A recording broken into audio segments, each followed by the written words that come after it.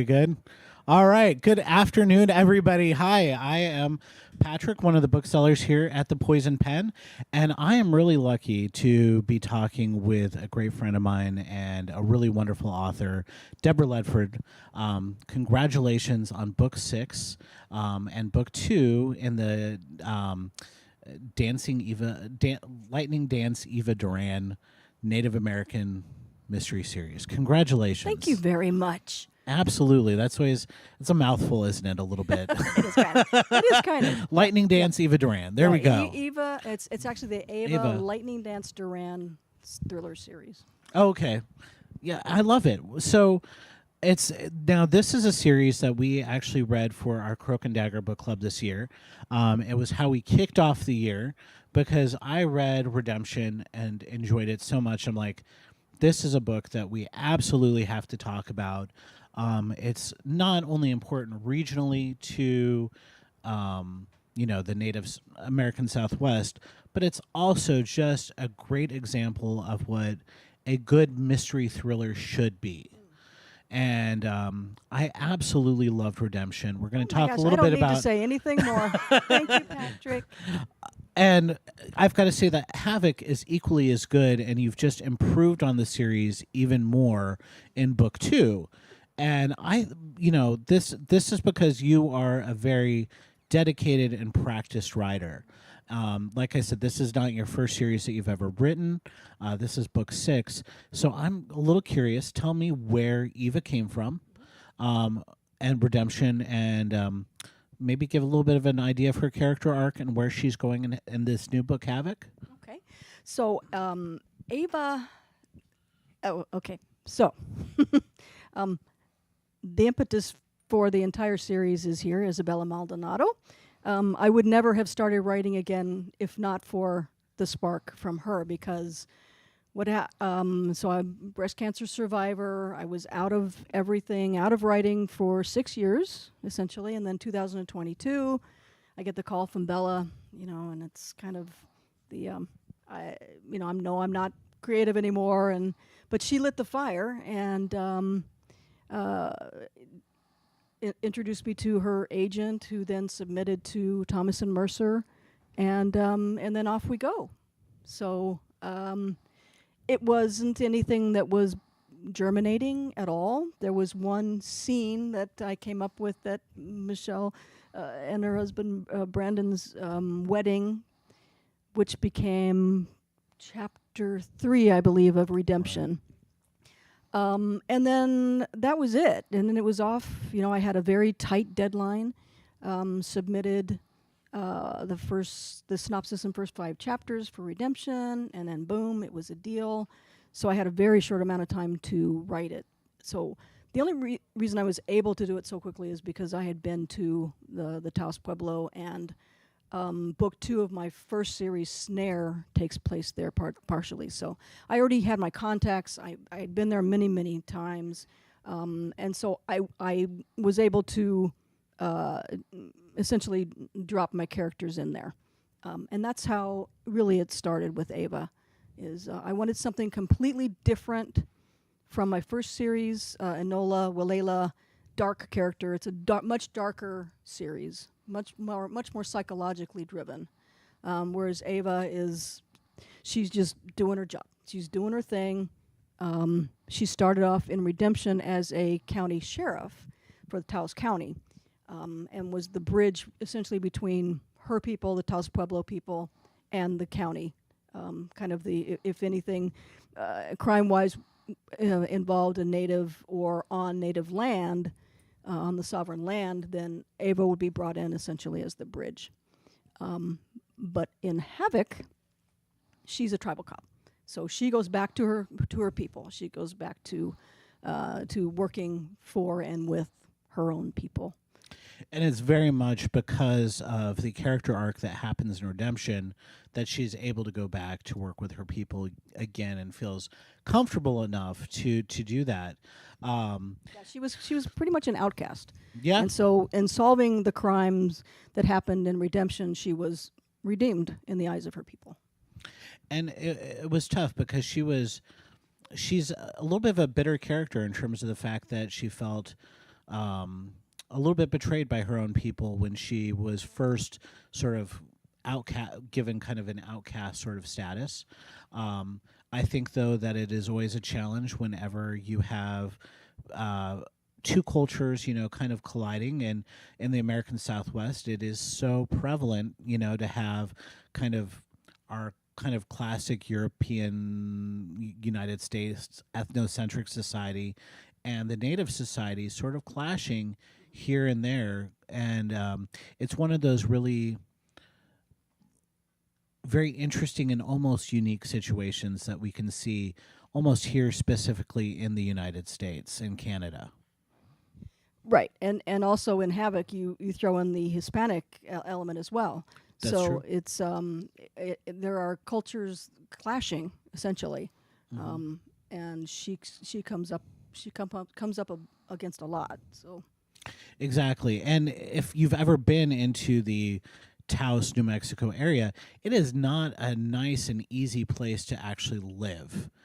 And to be placed onto that kind of tribal land is a tough place to survive physically. it is for sure because really there is no industry on the reservation as with most reservations, but so they rely on tourists. There's the on the plaza. There's the North and the South House, which has been around, for over 1,100 years.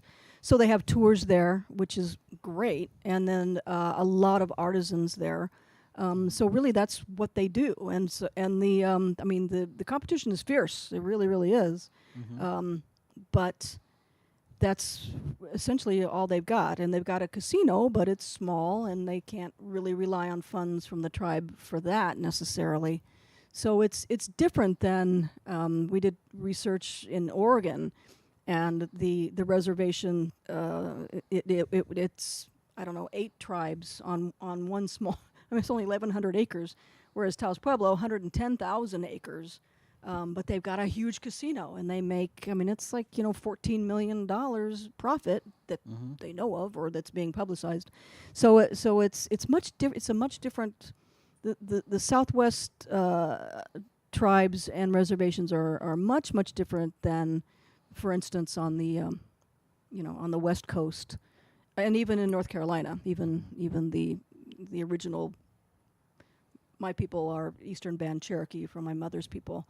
So the original Cherokees, before the Trail of Tears, that's completely different as well. I mean, it's very interesting. Taos Pueblo is one of the most interesting places you can ever go to in the United States. I think it should be on everybody's bucket list along with the Grand Canyon, in my opinion. I agree. It's fascinating. And it is. It's a UNESCO World Heritage Site, and it is one of the longest living communities in the United States. One of the things that was so startling about going there is learning about the history and learning about the conflicts between the Spanish and Europeans versus the Taos Pueblo Indians. And there are some really horrific tales that you end up hearing about with some of the Spanish generals, for instance, that burned down a building with children and elders inside, and they just did it because, by golly, they were going to do some ethnic cleansing. Yep, exactly. And they have the original graveyard site. All that remains is the church tower, essentially, and that's crumbled. That's pretty much rubbles, and they kept that as a reminder. We have to be vigilant. But to me, what's very, very interesting about the Taos Pueblo people is they all have essentially Spanish names, last names, surnames. They were assigned essentially from back when their family names, and they've kept those. However, they do have their own names as well, and their own personal names that have been named to them by their own people. They guard that very, very closely. Again, as a reminder, we cannot let this happen again. Exactly. And how do you function essentially in a very private society, in a very and then also within an American society as well. So you have to. It's like the greater of two evils. They went ahead and took a name to do that, but not their. It's maybe their legal name, but it is not their public name. Exactly. Exactly. It's a fascinating place to go, and families have owned these homes in the Taos Pueblo for it's gone down the thousands and thousands of years, and you can see them go in and do the updates on their home. It's mud dauble, isn't it? Yeah, yeah, mud adobe, and they apply mud every 2 years now. It used to be every year, but then the walls were getting so thick that it's like we're crumbling on the inside. So, but yeah, they're to this day no electricity, no running water. They've only recently approved hot plates, so they've got little generators in the back. So they're keeping it as traditional as they possibly can. It was really special because we had at the tour, they actually had a couple let us tour their home, and they gave us fry bread and talked with us a lot about their history, and it was really something special to kind of open up. And the interesting thing about the tribes is there's only so much that they allow outsiders to see, and for the outsiders to understand. And maybe that is part of one of the reasons why, especially I think here in the Southwest, we're so fascinated with it, is because we don't know everything mysterious. about them. Yeah, a very little mysterious. And that was kind of a fine line doing research, even from day one. The contacts that I made and have continued. I was doing the math. I think it was 2012 was the first time I went. 11. No, wait, 9, 10, 11. Snare came out in 11, so it would have been 11, 10. 2010, I think. So the same contacts from way back when, and it was, the stories, they would tell stories, and it's like, well, that's fascinating. Can that be, part of my story? I was like, no. So there were certain things that they entrusted me with for the respect element. I think, I don't know if it was really kind of a vetting of my, from my end or what, but if they like you and respect you, they will open up, Right. and because they want you to represent properly. I mean, it's just like for the crime elements. I have a forensic specialist. I have former police officers. Bella vetted. And I mean, she went through all of my books, up until these, and even Redemption she read through. So like you have to be respectful because you want to get it right. I mean, I'm a proponent of do it right. Respect these people. They're giving you their time, and if they tell you something, it's pay attention. So that you can present it to the outside world essentially. Absolutely, and I think you're in a unique space because as part native, you can understand which elements maybe a little bit more to portray and which ones to kind of keep back in a way for to be respectful of the society. And I think that can be very tough. Tony Hillerman did a very nice job. William Kent Kruger has done a good job with the Ojibwe. Margaret Cole did a really wonderful job with the Wind River Reservation, but it's hard. It really is hard to. And all of those people are not natives.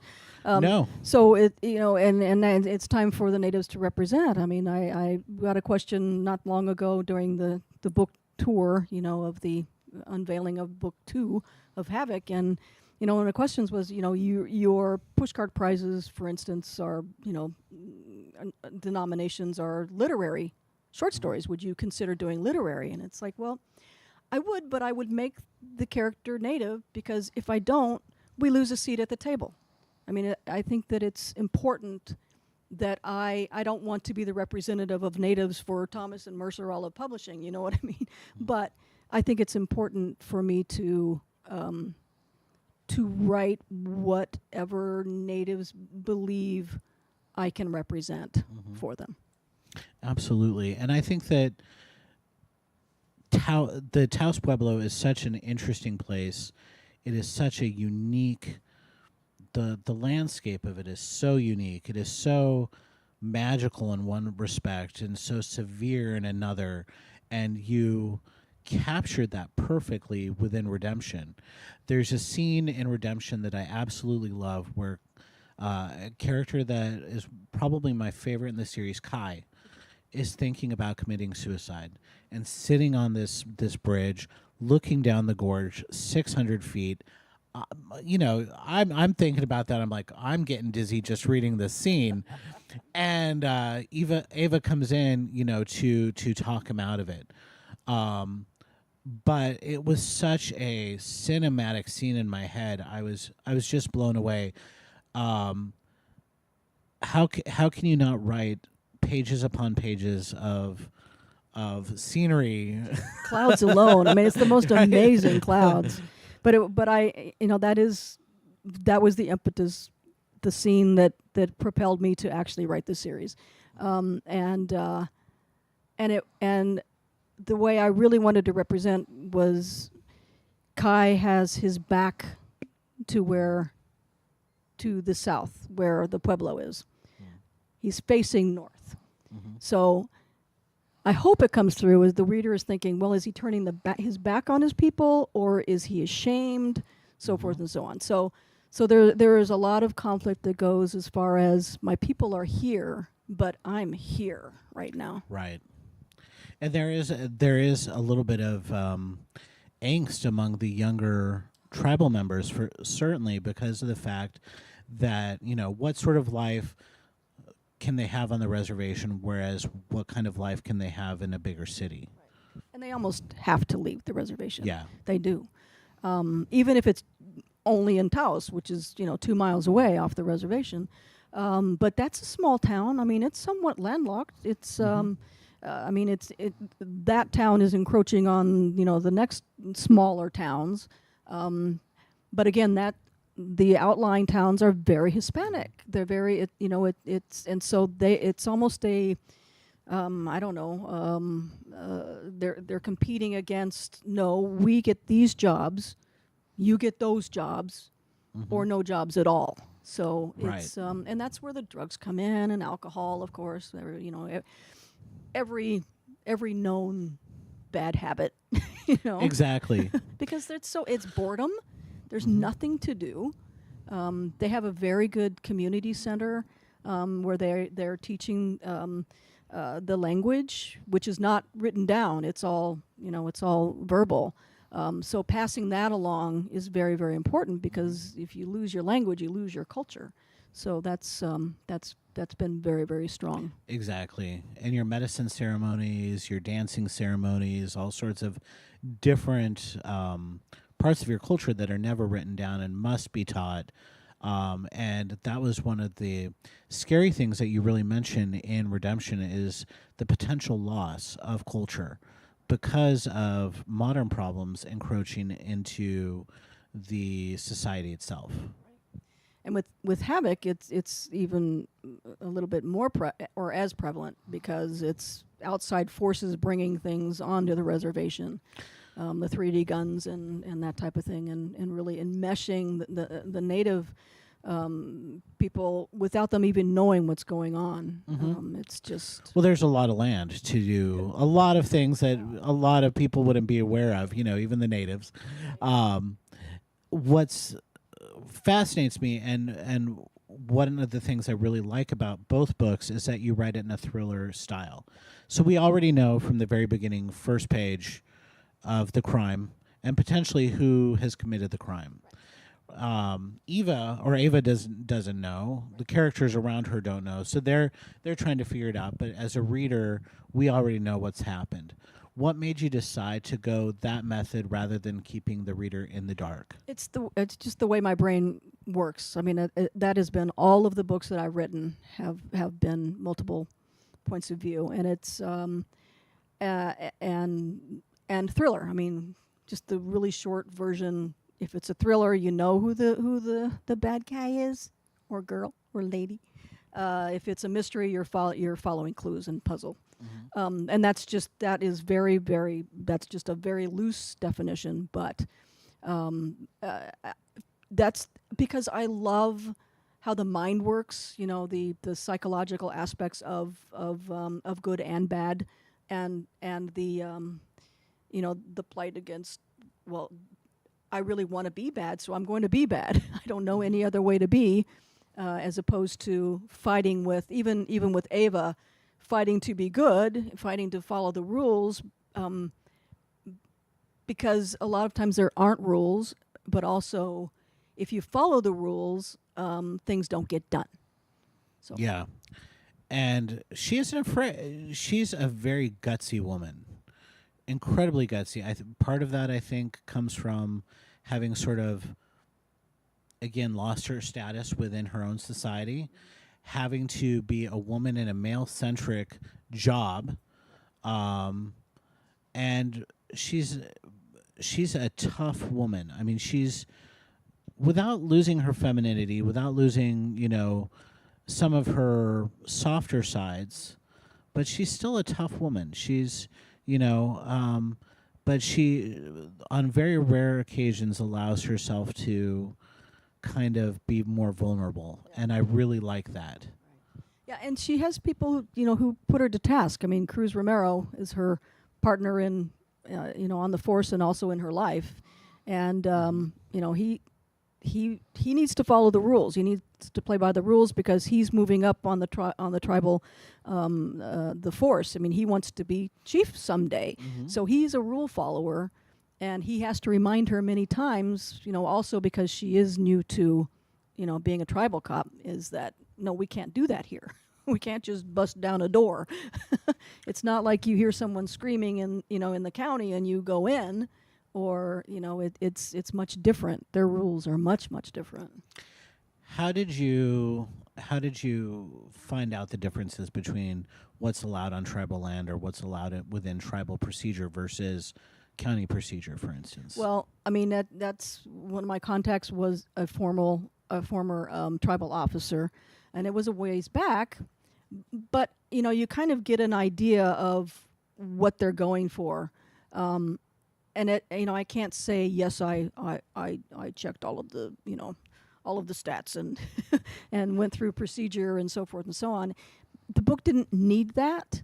No. I go with a very short time frame. All of my books generally wrap up within 3 days.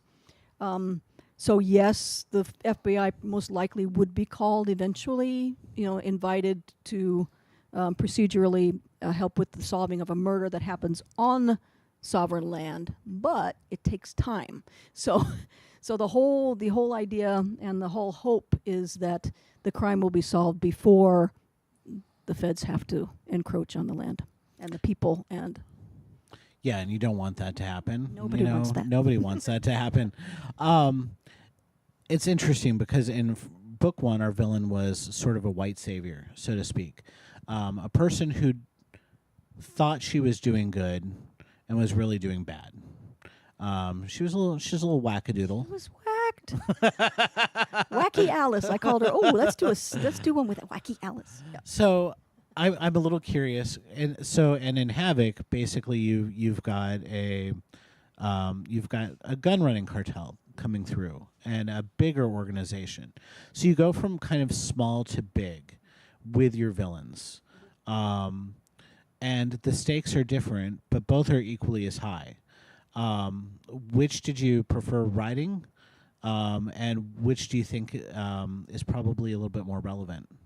Well, I think HAVOC is more relevant because we're dealing with 3D printed guns and ghost guns and 3D printed houses, which I think are a fabulous idea if they could make it work. I mean, that would solve a lot of problems on reservations everywhere. HUD homes are, it's nice, but it's, there's a lot to even apply for a HUD home and to qualify for it. But the 3D guns are just terrifying. They're just, so I didn't want to necessarily scare anybody, but it would be nice for people to be aware of it, that this is happening and this is going to cause a lot of issues down the line as well. There's a certain level of prescience with being a writer, I think. That you you're able to kind of get your finger on the pulse before anything else sort of happens. So I'm kind of curious to see if we're going to start seeing some news articles cropping up. It was really strange when we finished reading Redemption, and I think that that was when the big Medicare scandal happened on the local reservations here, with services being rendered that weren't necessarily necessary, or holding people essentially as prisoners within these medical facilities, so to speak. And in Redemption, that's exactly what ends up happening with several of the characters within this, with very mixed results. Right. And right. And it's kind of you want to accept help and assistance, but there's always a price. There's always a, well, what's this? You're going to give me something, but what's it going to cost us? And I don't mean monetarily. I mean, you know, here now we're going to have, what, 50 more essentially white people on our land telling us what to do, what we need to do, where we need to go, you know, how we need to adjust our lifestyles. And it's like, you know, we've been around a lot longer than you, so why are we listening? And it's because they're providing funding that are essentially, hopefully, potentially going to make their lives a little bit easier. But, you know, what is the actual cost? Exactly, and Wacky Alice in the first book, you know, ends up, she's a registered nurse, but she's thinking that she'll go in and she'll save these ladies from drug addiction and alcoholism, Right. and she's created her own medical Concoctions. yeah. Yes, that go all but wrong. Yeah. And only one character survives. And what you think about that is that essentially two of the people that we lost were incredibly important to the Pueblo culture. And, you know, they were lost primarily because of their drug addiction, because of their alcoholism and their weakened state. Maybe if they weren't in that state, they would have never been there, but it was that their death was caused by another social problem that was brought on by our own societies. This is true. Yes. Yeah. This is true. And it's just fascinating to think about, you know, just to say, well, now a bit of the song is lost, or a dance is lost, and to regular society doesn't seem that big, but to me it seems like it would be a huge cultural loss. Right. One was a basket maker, from the generationally, I mean multi-generationally back. You had a drum maker, which is a lot of fantastic drums are made on the Taos Pueblo. It's very, very, they're very ornate, and that is an art. It's art. It's absolute art. It's artwork that has been passed down generationally, and now that person is gone as well. And then a jewelry maker who used stones from the gorge, the Rio Grande on the banks. Gone. Poof. It's all it takes. All it takes. One overdose. And basket weaving, you know, is so fascinating because they often tell a story within the basket that basket has either history or some sort of religious symbology to it. Right. Exactly. And those are sold. A majority of those are not sold. I mean, if there's story baskets or story jewelry, they're not sold to the outside people. They're only sold to their own people. But they do sell, you know, the more pretty styles and so forth. Exactly. And there's lots of places where you can go in Taos to buy those. Taos is kind of like if Sedona and Flagstaff had a baby. That's And the traffic is horrendous. Well, just like Flagstaff's I know, and and Sedona, Sedona's yep. anymore. But there's something so unique about the New Mexican landscape. You know, as soon as you cross that border from Arizona to New Mexico, you can almost kind of, as you're driving into like Gallup and going down to Albuquerque, it looks very different.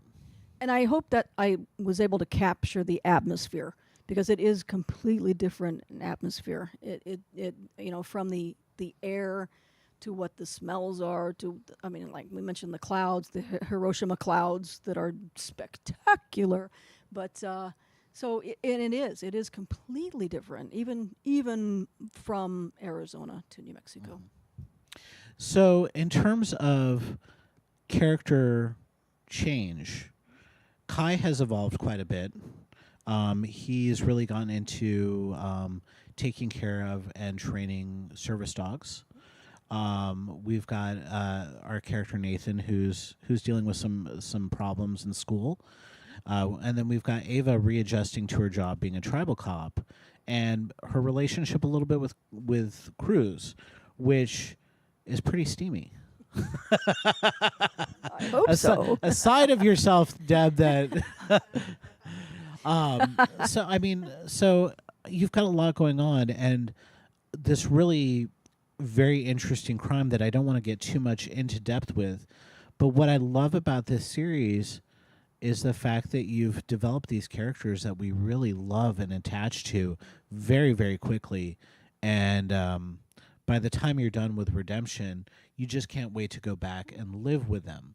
And so it was nice to go back to Havoc. Is that how you sort of approach your writing, is to create characters or Right. people that you want to be with? Oh, for sure.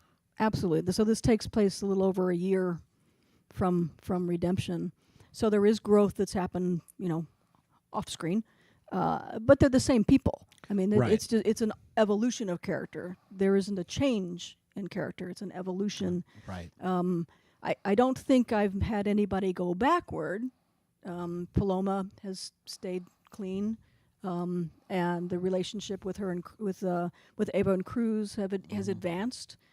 She's now settled in as a tribal officer, and Kai is training, Shadow, who is everybody loves Shadow, as the search and rescue, and he becomes instrumental in actually firing off what actually happens. The secondary crime that then just takes off. Exactly. It And involves plastic, and so let me tell you, if I can just do a sideline here, I have Rue, who is my Oski, who's part dragon, and anyway, he is obsessed with plastic. We moved to Phoenix about 5 years ago, and there were kids that lived there, and he, constantly digging. It's like, what are you doing now? And I'd pick up a little toy soldier, or a dice, or just create. I mean, I've got an entire bucket of things that he has unearthed from the back. So legit, what Shadow does, how he performs, let's say, his favorite hobby of finding plastic, is what lights the entire candle. So it's real, it's true. It's like I didn't have to, that did not come up out of my imagination. It was my frustration. getting it out of their mouth. Oh my gosh. So at home I have a Great Dane and a Chihuahua. And the Great Dane, the Chihuahua, though, manages to dismantle every toy that I've ever given him, and he can chew apart very hard plastic, and he'll get obsessed until he breaks it off. And sometimes he gets his big brother, when he can't, do it for him. So they break down, and then I find little pieces of plastic all over the house, and I have to, pick them up and take them out. Otherwise, little Chihuahua will eat them up. So it's funny because the real penchant for plastic, which is hilarious, but it's true. My dogs do the same thing. Where do you want to take Eva, or do you have any ideas of where you want to? Because we were talking a little bit about what's happening next with you a little bit. Right. So in Redemption, I touched a little bit on what's going on with Havoc, what is to happen with Havoc, and it did the same thing with Havoc. Is that essentially now that there is a female police chief, and that's actually now there is a female police chief on the Taos Pueblo. Yahoo! and we find out that she's there for a reason. There's a cold case that has now become hot, and so there's friction between Ava and the police chief because of who the police chief believes caused the crime. Nice. Fingers crossed. Tell everybody you know. We need a book 3. Exactly. Well, and that's the thing. You work with Thomas and Mercer, and Thomas and Mercer does publishing a little bit differently.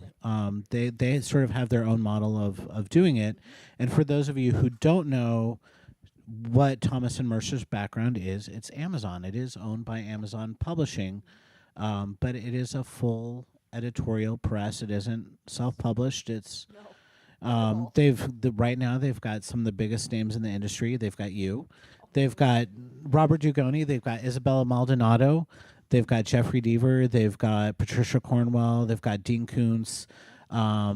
They're publishing a lot of the big name authors, and part of it is because, they work very well with independent bookstores. It's insane how well they do, and it's very nice.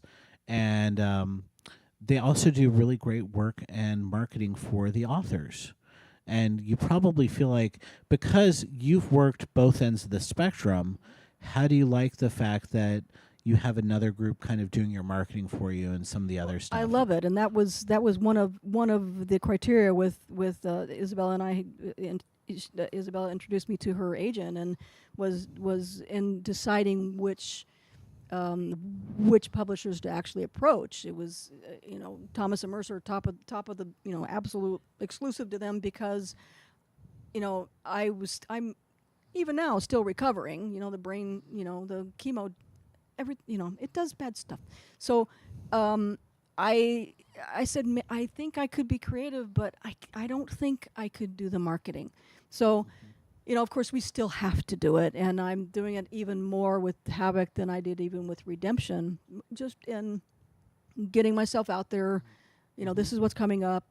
Hopefully it's not buy my book, buy my book, buy my book, because nobody likes that. But keeping my name out there, and that, hey, I have something new, I think is important. And I think it's really important to have books that are regionally important. And I feel like these books here really explain a certain level of the United States that a lot of people don't realize. I mean, I hate, we all know this, but New York thinks that the only two parts of the United States that exist are New York City and Los Angeles. And then there's this vast emptiness that's called a black hole where nobody else lives. Right. And there are some really wonderful regional mysteries that I think, have been forgotten, like P.L. Gauss's series that are set with the Amish. For instance, he does this wonderful job describing the Amish, and I think you'd be really and I think Ohio State Press still publishes the books. I think the Linda Castillo books. Linda Castillo, exactly. God, those are spectacular. Absolutely. And they're just parts of the United States that just sort of get forgotten, that are just as fascinating as those two coasts. And then you have Jess Lowry, who almost exclusively Minnesota, who is spectacular. I mean, I don't even know she's how hilarious. many books. Oh my God, I adore her. But and then Isabella's books. Now her latest series takes place in New York, but some in Arizona, exactly, so Phoenix, and right. So that's one of the cool things about that is, and we're the fourth largest city in the United States. Who knew? Land wise, I guess, but But I mean, I think that Phoenix is a very interesting place because we've got a lot of very interesting social issues. But what I love is the fact that you can take a place like Taos and kind of show under a microscope what's actually happening, and that can be translated to the Pima here, or to the Navajo, or to I like to highlight the restaurants, and hope they're still going to be open when the books come out. But I mean, the food, the food, as we know, is spectacular. Food's wonderful. So, yeah. Santa Fe, gosh, I mean, you could go to a new place every night and just be And same with Taos. I mean, Taos was really cool. One of my favorite places to go when I've been to Taos is the Nikolai Fechin Museum, where it's Nikolai Fechin's an artist. Basically, he was a Russian immigrant that came to the United States. So he's an American impressionist, I guess, is what you'd call him. And he, where the museum is on a piece of land that he and his wife built by hand. And so you can tour his entire house, his studios, and then they've got a lot of great artwork, and it's a really neat place to see in Taos. But there's so much, and there's so much history in Taos that it's amazing. A lot of old buildings from the 14th and 15th centuries. Yeah, it's The Spanish a place were to go. yeah, the Spanish were productive in terms of putting up, all sorts of places. And Santa Fe as well is just a lot of fun. Same sort of thing. A lot of old buildings and a lot of fun places to see and eat. So what's coming next for you, Deb? So I know what I want to do with book 3, but I'm working on a new one now. A new series takes place in Oregon, on the Oregon coast, and involves a winery and stolen water rights. So it's a much smaller reservation with a number of tribes living on a much smaller reservation, and things just get lost. It's like, who's in charge? We don't know. So I have my contact there. I met a tribal officer who's going to be great. He's already been wonderful, letting me know, what their procedures are. I've already had to change things. It's like there's not a. I wanted one of the characters to be a dispatcher. He's like, well, our dispatch is in Salem. It's like, well, that's 30 minutes away. So I had to change that around. So I had to once you get into once you have the bare bones, because I'd never been there. I'd never been, anywhere even around that area. But I knew the location where I wanted. And there are 7 tribes and 4 other bands. So they call it the Confederated Tribes of Grand Ronde. So it is reservation land, but they have, plots of land they have acquired all over, besides the designated reservation land. So it's going to be good. I'm having a lot of fun with it. I really, really am. And this one is going to be the one that I'm working on. Somehow, we were talking about thrillers. Is a traditional mystery. It's a puzzle mystery. It's going to be one point of view. Now with Redemption and Havoc, you almost, and even with my first series, almost had to be multiple points of view because so much of it is driving. So much of it is on the road because we're talking about a lot of land that has to be, even going from point A to point B. So there needed to be filler in, what's going on with the rest of the characters and their stories. But the one I'm working on now, it's all just a straight timeline and just her point of view. So it's fun. It's going to be a departure. I think you'll like it. I like whatever you write. So, do we have any audience questions, or are there any online questions, Patrick? He's maybe peeking his head. I'm not sure, or maybe he's asking the online questions. Ooh, Bella, yes. Just real quick, one of your posts was about your narrator, and I just wonder if you can talk about your narrator a little. On my for the audiobook, yep. She's fantastic. So Janice Ontiveros, she is not a native. She's not a Native American, but she's a native New Mexican, and so she grew up around a lot of natives, and her patterning is spot on. It is. I only gave her a little bit of. So we did to go back. I'm an audiobook producer, so 2 of my audiobooks are Anthony Award nominees. So I kind of know my stuff a little bit, and so the publisher hooked me up with the producer of the audiobook, which is Dayan Studios, who does all the big stuff.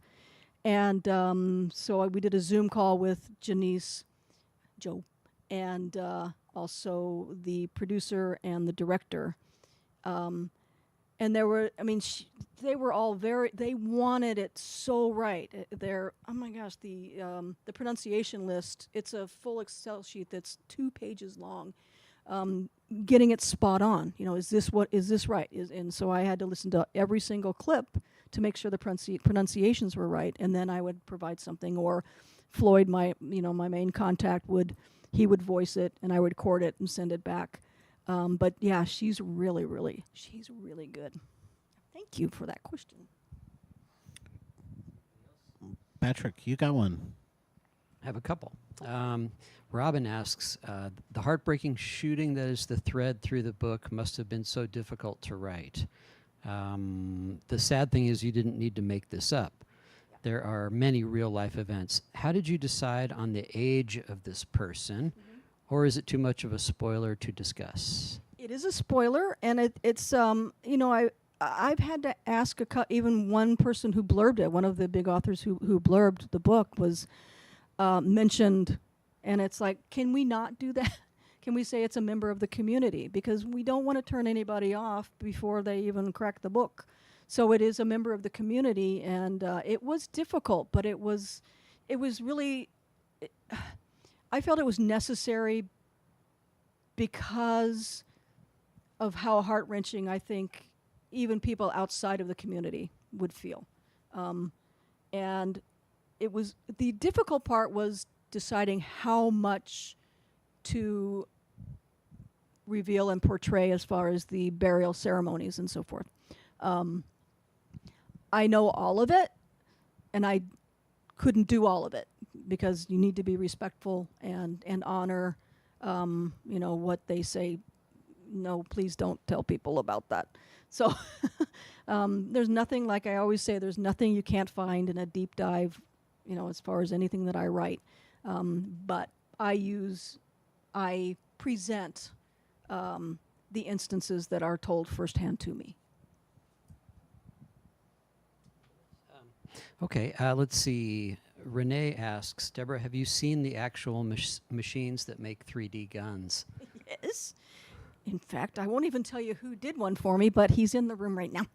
I have an idea of who it might shocking. be. It is shocking how realistic they look. Absolutely shocking.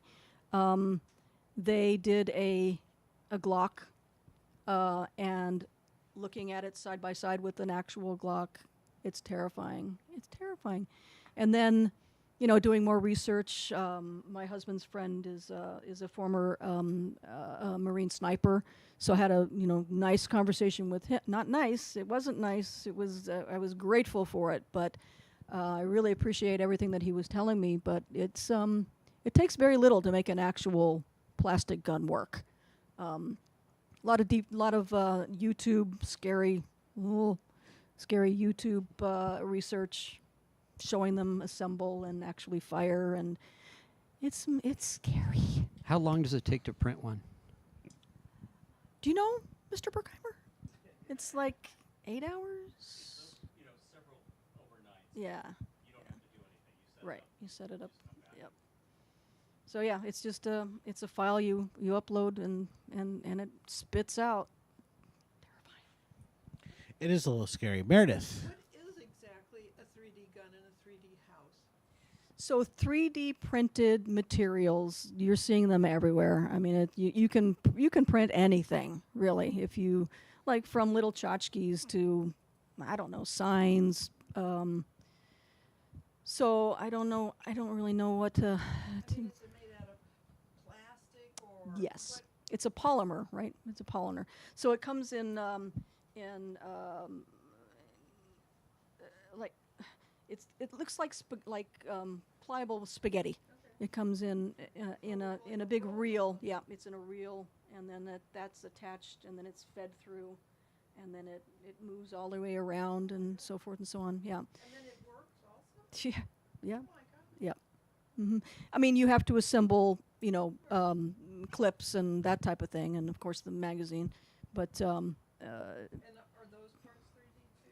no, those are not. Those are not. So you buy those separately? Yes, and then assemble. But you mentioned a 3D house. Mhm. What is that? So those are very cool. There are, let's see, there's Habitat for Humanity has been doing some. It's not as easy as you might think or want them to be, because it does take water and it takes a lot of sand, and but essentially it's spitting out, 2-foot ratios lines of cement, following following the exterior and interior of the house itself. Yeah, fascinating. It's the way of the future they're talking about, of creating cheaper houses or finding a way to lower the cost on home development and all that. Who knows? Who knows? I mean, manufactured homes sounded like a thing of the future, and now they're pretty common. Tiny homes living off the grid. Yep, entire neighborhoods. Yep. Exactly. Any other questions from the audience here? Yes.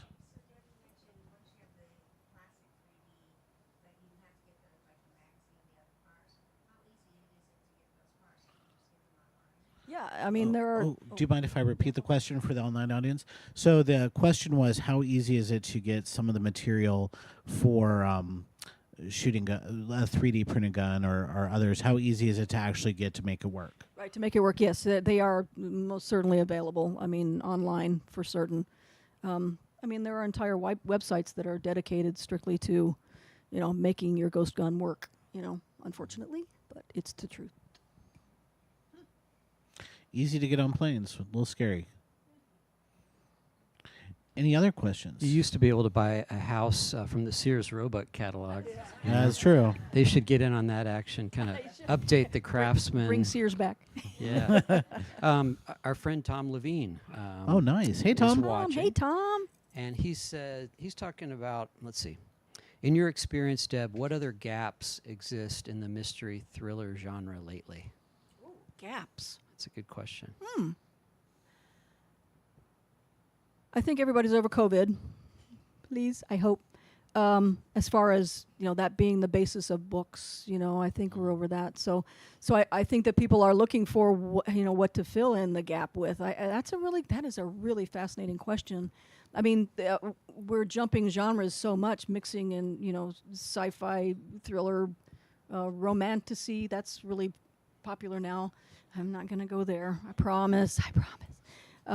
Very, very popular, though. Romantic suspense, that's kind of... Horror is having a real renaissance, Horror is having too. a huge resurgence. A lot of native Soho voices, Press. too. Soho Press has their own imprint now they're working on.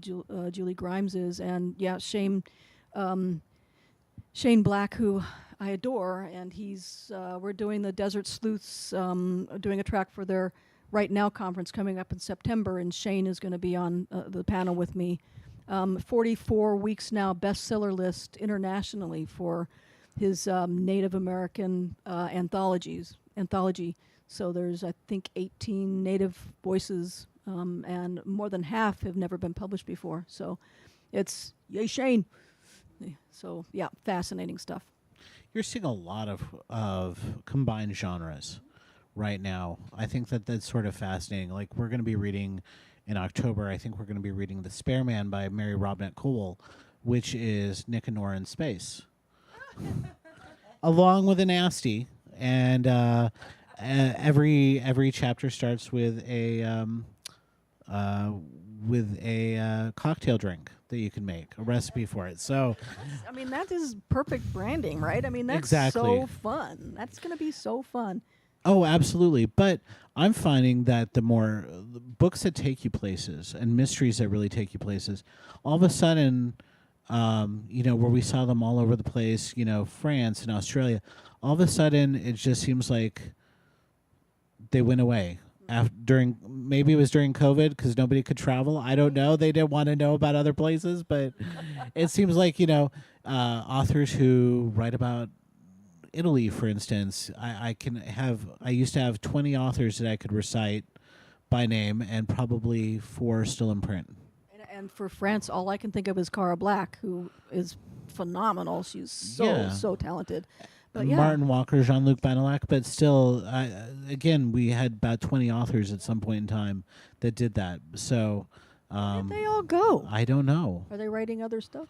I hope I'm wrong, and I'm just, Yeah, but I mean, I know there are authors that are, just absolutely every year I'm going to buy that book. I keep thinking, where are these writers now? I don't know.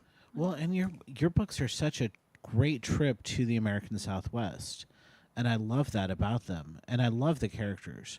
Thank when you. At the end of the day, I would rather be with the characters out of Redemption and Havoc than a lot of other than a lot of other books, and it's one of those places where I hope we get to go back to. Me too.